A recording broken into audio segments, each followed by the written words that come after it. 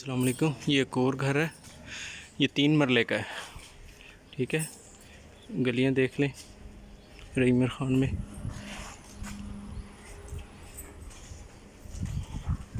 ये इसका गैराज है।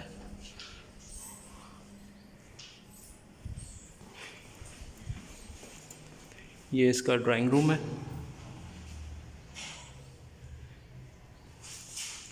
ये एंट्रेंस होते हैं जैसे ही आपकी राइट साइड पे होता है किचन। ठीक है, ये टीवी लाउंज।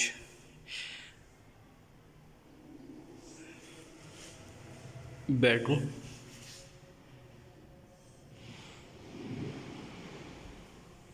इसके साथ ही वॉशरूम।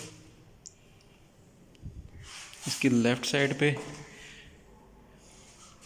एक और एक्स्ट्रा बाथ। ये भी एक बेड है।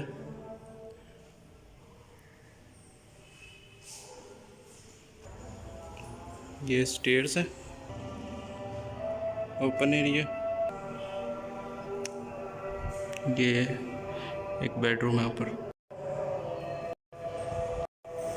साथ ही ये ऊपर